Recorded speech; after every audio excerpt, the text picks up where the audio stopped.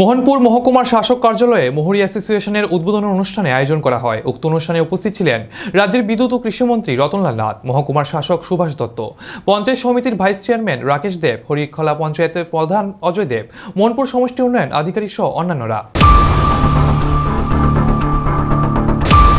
ভারতের প্রধানমন্ত্রী নরেন্দ্র মোদীর নেতৃত্বে ভারত এবং আত্মনির্ভর ত্রিপুরা গড়ে তুলতে হবে। সমাজের প্রত্যেকটা ব্যক্তিকে আত্মনির্ভর হতে হবে। প্রায় ঘরে ঘরে রোজগার। মোহনপুর মহকুমার শাসক কার্যালয়ের মোহরি অ্যাসোসিয়েশনের উদ্বোধন অনুষ্ঠানে এসে এমনটাই জানালেন মন্ত্রী রতনলাল নাথ। কৃষি দপ্তরের তরফ থেকে প্রায় অর্ধ কোটি টাকা নির্মাণ করা হয় 15 শয্যা বিশিষ্ট একটি স্টল। আধিকারিকরা সমস্ত মোহরিদের হাতে চাবি তুলে দেয়। কৃষক যাতে রোজগার করতে পারে, কৃষি কাজ ছাড়াও অন্য কাজ করতে পারে, সেই জন্য চিন্তা করে ঘরে ঘরে রোজগারের চিন্তা করেই আমরা এই সেন্টারটা আর এই স্টলগুলো এখানে দিয়েছি। আগামী দিনে আরও বেশ কিছু স্টল এখানে হবে।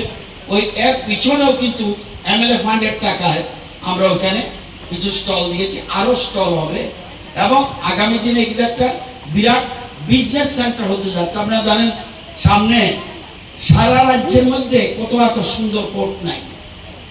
এই যে একটু আগে এখানে দেখেছেন বিরাট একটা কোর্ট হয়েছে, এখনো চালু হয়নি, কয়েকদিনের মধ্যে চালু হবে। এর সামনেও আমরা স্টল দেওয়ার চিন্তা করছি, কারণ ওইখানেও কোর্টেরও অনেক কাজ আছে। তখন উকিল বাবুরা থাকবে, উকিল বাবুরা সেখানে প্র্যাকটিস করবে। আপনার কোনো মামলার জন্য আগরতলা যেতে হবে না। আগে যেমন রেজিস্ট্রির জন্য যেমন এখন আগরতলা যেতে হয় না, আগে আমরা যখন রেজিস্ট্রি করেছি আগরতলা যেতে রেজিস্ট্রি করতে হতো, এখন সব রেজিস্ট্রি হচ্ছে মোহনপুরে, এখন আর আগরতলা যেতে হয় না। আবার এখন কিসের জন্য যেতে হয়? মামলার জন্য যেতে হয়।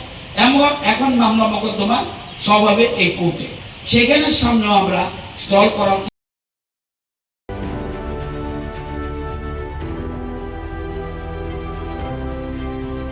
মোহনপুর প্রতিনিধি রিপোর্ট, এশিয়ান টাইমস।